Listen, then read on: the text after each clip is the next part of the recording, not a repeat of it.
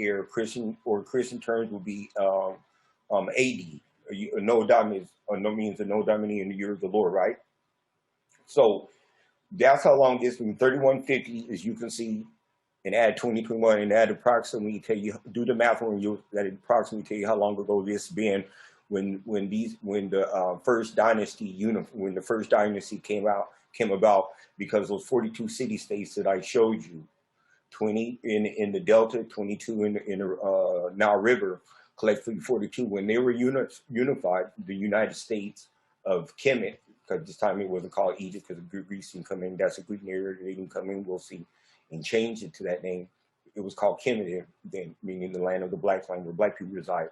What some scholars, when you unpack it, are saying. So, and the person we see right here, his name is Namra, also called Menes. His female counterpart, he was from the area. By those who don't know, he come from Upper Kemet, matter of fact, Thanite, the Thanite dynasty, those kings. And his female counterpart, so he was up there at the situation where there was 22 up there in the river. His female counterpart, her name is Neith-Hotep, is from Sais, the area of Sais. We got talked about it so we can see the importance of why they're unified, you know, of the unification and for what reason. So if he's up here in the area right below, we'll say, the Thanite dynasty around this area, and then lower down here, his queen, her name is Neith-Hotep, come from Sais, where the deity, where the capital was Sais, right here in this area, and the political place of administration and it and force nature, feminine force nature representation is Neith, or Neff, they call it. So that's, you see it's embedded within her name, Neith-Hotep or Neith-Hotep. She married her husband. That brought about a unification. And then what happened is those crowns that you see right here that I'm showing you were the king and queen. They wore the double crown. So her husband that come from the area that they controlled the purple crown, the white crown, married a female from the Delta areas. You can see right here where it was under these 20 city states. They had this red crown called the Deseret Red Crown. So when they combined, they made 42, 20 plus 22, and then that's why we have the first dynasty. So now we understand when you hear about the first dynasty, about the situation. And then what happened? Where did the capital go, since both from different geographical location? It was agreed that they would put the capital during that time, and they called it Menefer. The Greeks renamed it Memphis. It's most popular, known by the rewritten name of the victors, Memphis, right here. And that's right there around the first, where the first nome or city states is, where you can see one. So that's right there. What was the Pantheon there? We know at that seat administration, that was a capital at Memphis right here. It was Ptah, Sekhmet, and the father, wife, and child. Ptah, Sekhmet, and the child being Nefertum right here. So this is the origins of where you get any triad from, for those when you unpack it and go back far enough. And you had to be objective enough too. Don't downplay the facts of what the fact says. So that's that situation. Back to the timeline, so we can hurry and get to it, so we can get to the documentary. So that's the first dynasty. So that's it's called the early dynastic era, or dynasty. The Old Kingdom that is very popular starts at the third dynasty, as you can see, which is also called that's called the Pyramid Age. That's the Old Kingdom. Started the third dynasty. All this is the Stone Age, but this is the era right here where the first pyramid, where the master stonemasons are getting credit for it. And even, as you can see, the first pyramid we learned on the entire planet is this brother right here. Why you call him brother?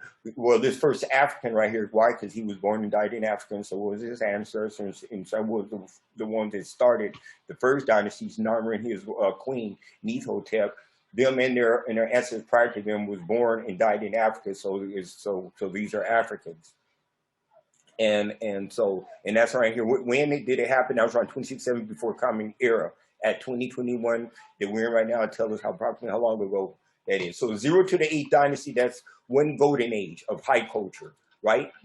And then after that, we realized that then it was not unified, and that's called we learned that means the intermediate period, a period of chaos or uncertainty. 9th through the 11th dynasty. So then after that, another golden age arise. Middle Kingdom, that's known as the literary age. Why? Because literature is coming out is when the papyrus, which now we call paper, this origin of that come out. For those that want to get more in depth into this, reach out to Crest Unity Center and ask for these tapes of what I'm telling you that covered all this subject matter, and then you can get more in depth into it and catch on at your own pace. This is the Middle Kingdom. What happened when it was unified, back to those 42 city-states, surpassed, being unified, it was said that this brother right here, this African right here, this named Amenhotep II, 2061 before Common Year, add 2021 to it, tell us approximately how long ago that was. Where it was the capital, did it stay at Mennefer, and that we now call Memphis? No, it was changed to the district where he from the city state where he comes from. So this is the ruling family. Where is it? We learned that it's in Upper Kemet. At the time it's called Kemet. It's not been renamed Egypt at this time, and he's from Wosei. The pantheon is right here. The tribe is right here. Amen. The same amen that you say at the end of the prayers. This one, if you unpack and go back further, this amen and his wife or female or counterpart being Mut, child being Kansu. Okay, this is that Wazet that's getting renamed Thebes and Incarnate. That region right there. Okay, that's what they called it Wosei. And that is the place where the capital went to during that golden age, the second golden age right here, when they had achieved high culture. After that, we learned that they allowed some refugee foreigners / immigrants into their on their home court advantage, and showed them compassion, and then it backfired on them. What were their name? They called them the Hekakasu, better known as the Hyksos. And then they attempted, to bring about some chaos, and it was not unified because those people right there tried controlled this delta and the other places up in here, headquarters being at Avarice, and they took it over, so it's not unified, and there's civil war going on, civil unrest, chaos. So that's the intermediate period, definitely. And then it took maybe about 120 years to deal with those successfully and get them out, and it brought about the third golden age, what is known as the New Kingdom, Temple Imperial Age, because this is the origin of that, 18th to the 20th dynasties. Popular, known from King Tut, come up from this delta, from the dynasties you see right here. And like I said, we just show the iconography of these are all ancient copies of the original. So that's how the people depicted of how they looked to them, to them when they did exist. What time frame? You can see for King Tut 1328 as 2021 to it, that's approximately how long ago this African lived. Born and died in Africa, and so did his ancestors. All of these were all born and died in Africans. Or born and died Africans, and so did their ancestors prior to them. So 18th to the 20th dynasty. 1920th dynasty is very popular because that's known as the Ramesses dynasty, because you can see Ramesses II is very popular. Very popular, New Kingdom, very popular. This is the third classical high culture they achieved. After that, there was a situation we realized that the Ramesses the 11th, there was a lot of Ramesses, but the Ramesses the 11th, Ramesses II, long dead, gone, we learned that one of his offspring from this same dynasty, family association of family rulers, allowed some immigrants that became citizens from their origin, Libyans, give them land grants, and they were even allowed to join the military, and that backfired. And as soon as Ramesses XI died, we realized that the Libyans did the same thing that the Hekakasu did. What they do, they took over the delta, and so therefore, one more thing before I go any further real quick is that I meant to talk about during the New Kingdom, the capital was not changed because this family is also from the area of the prior kingdom, the Middle Kingdom. They're from Wolsey, also known as Thebes right now. They're from that district, and so the same pantheon, Amen Council, is still in play. That's the place of administration like we have here in America, as Washington, D.C. being the headquarters. Third intermediate period, because Ramses XI had, after he transitioned, those that he allowed, that I just mentioned, land grants, and into the military and a whole bunch of other stuff, position of power, they took over. They took over the Delta, like I said, just like similar to the Hekakasut, the Hyksos did in this Delta. And what they did is that since there was the Amun Council and the child Nefertum, and a lot of people during those ceremonies would go up there and show homage and appreciation. Since they're in civil unrest with that ruling family, because they want to control the Delta, that the Libyans, what they did is they were slick, and then so they built them the same thing down here in the Delta, so that people wouldn't have to go up there, because they may not made it back home, at least not in pieces. So they built them a capital right here. It's called Tanis, and they had the Amun Council, so they can keep the people controlled in that region. How long? But so since it's not unified, that's called the third intermediate period after the 20th dynasty. 21 to the 24th dynasty had issues with those Libyans, and it was not unified, not the 42 city-states surpassed. So that's another definite which is intermediate period. This being the third one. What happened? We learned that after in this and brought about another golden age of classical high culture, is that the Wolsey family sided up with their bordering city cousins, because it's homogenous culture, continuation, same thing but different, different rules. When you transition from the United States and going to Mexico or to Canada, it's a whole different country. And that being this area right here, which is the territory of Kush, and they had a family out of Napata, you can see around here, that they were sovereign. They didn't have no issues with there was no Libyans controlling or up in their region, as far as we hear. And so they also did the Amun Council culture in this region. And so they came down and combined with the Wolsey family. But in this time, the Kush the Kush side were more in charge of this situation. They had a campaign and came down this highway of the Nile River, and then they dealt with the Libyans down here, the headquarters in Tanis, and it was said that there wasn't even no fighting. So that's with that situation, and then after that, it was unified again, and that brought that about the here you can see right here, the 25th dynasty, known as the Late Kingdom, also the Revival Age. Why? Remember, it's controlled from the Kush territory. It's a homogeneous culture, continuation, same thing, but living in different bordering countries. The capital right here was the reason why you see Revival Age also is because it was revived. See the Shabaka stone, the information we read about, there was a papyrus that dates to the Old Kingdom. Well, this papyrus was falling apart in this Shabaka. At this time, he was the pharaoh. He had that information put on stone so to be perfect, be around permanently. So that was the stone. This is just a fragment of it, because later on it was found, right? And so that's known as the Shabaka stone, also known as the Memphite theology, or the Ptah stellar.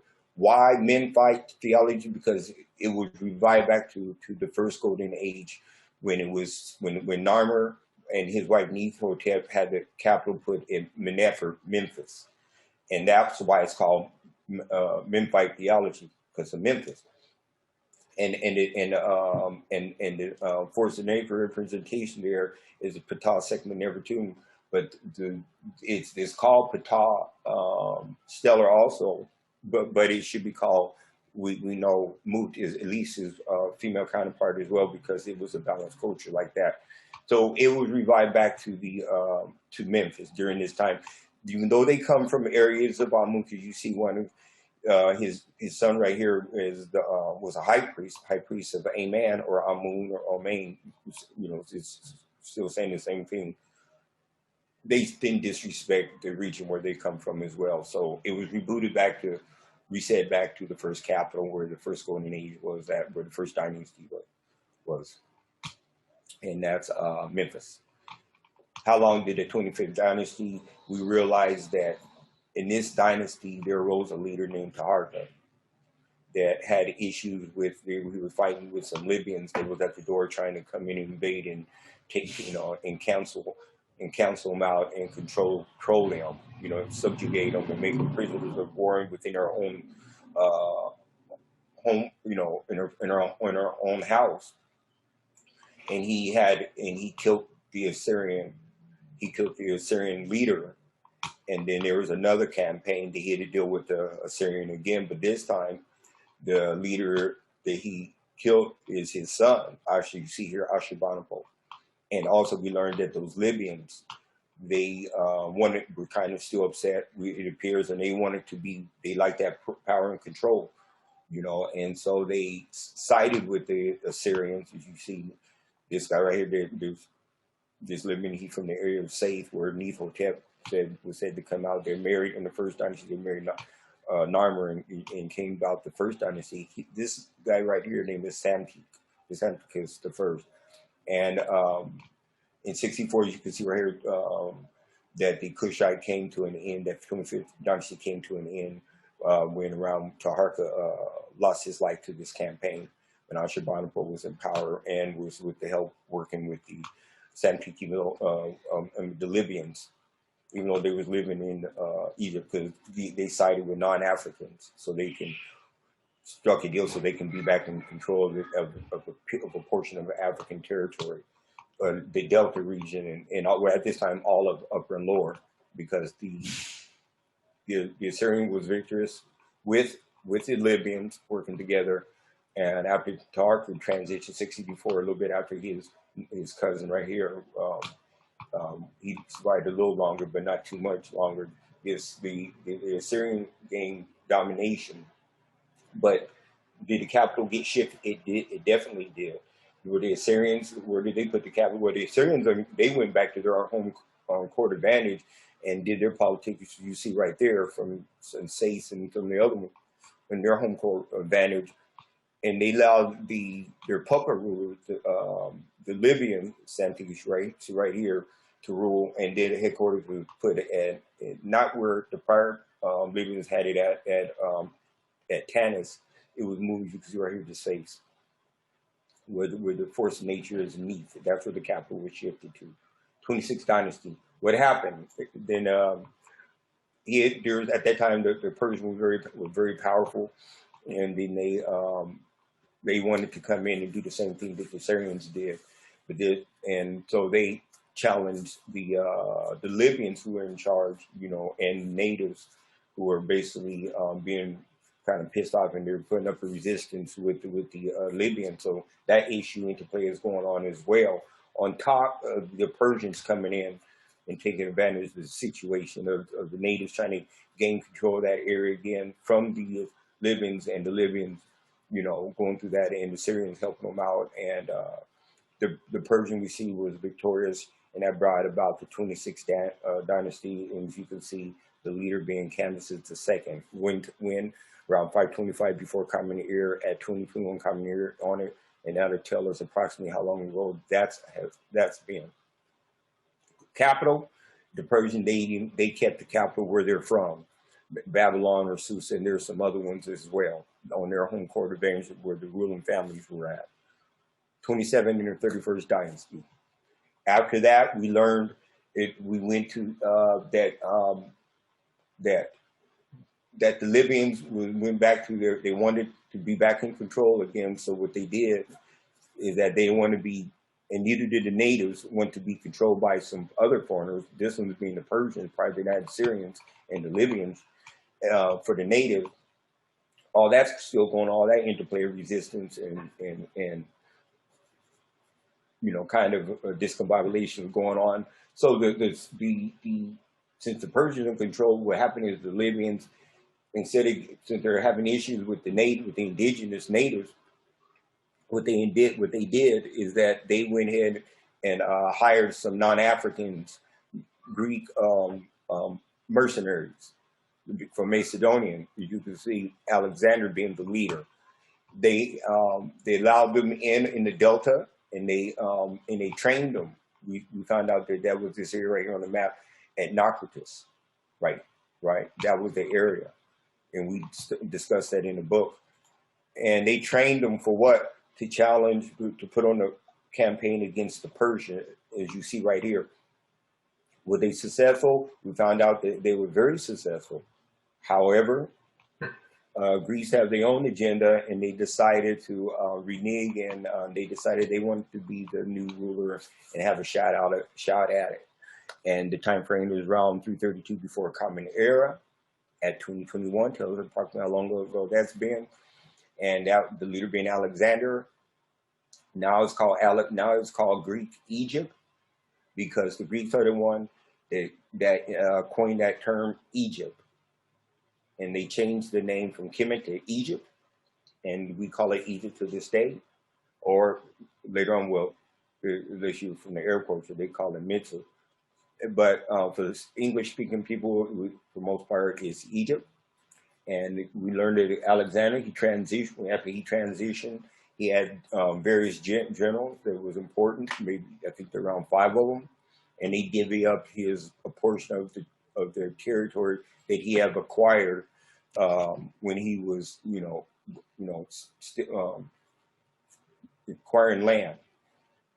And Ptolemy got the area of what was renamed from Kemet to Egypt, and they controlled. What happened? Did the Greeks, did they put the capital in any of the 42 Sapats and or nomes, the city-states? No, they didn't. We realized they did their own thing, because these are foreigners. And so now the indigenous people is under their rule, and so they have in resistance with that, we learned, and also with Libyans, who also are interested in controlling,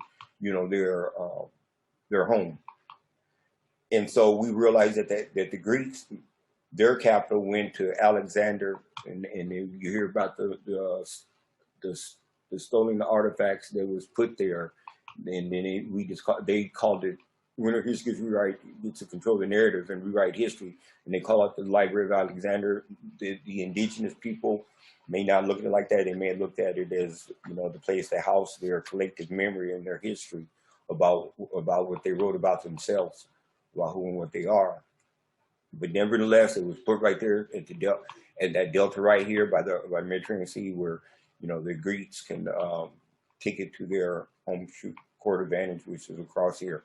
So there's that, right? So the Greeks last we see around 300 years, and then they were challenged with another force who want to have a crack at it, right? Who was it? It was the Romans.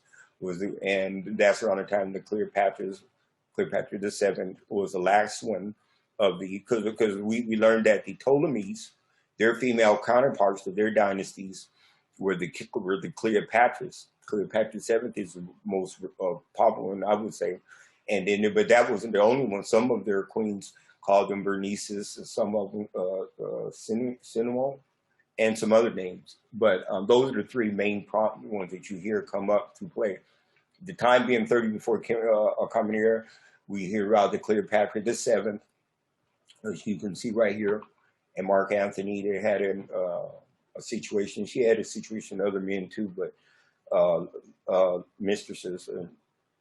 They drank the poison, took the poison, and they were out of play. And that's when the Romans came into power, transitioned in 30 before Common Era, and so now it's called Roman Egypt. Because now they are in, and they keep the term Egypt too. They still use Egypt. 30 add 2021 to it, that it tells approximately how long ago that being. Who was in charge when Rome came in? We see right here it was Caesar Augustus, around 30 before Common Era. Caesar Augustus. Okay, and there that was the symbol that they had for when they came in, Roman imperial symbol, around 34 Common Era. Okay, you see we get to 0. So we're about to finish negative, then we jumped into positive, and that brings us up to still to the Roman and Byzantine, where Romans have an issue, and we see where they split, and another part is called the Byzantine era.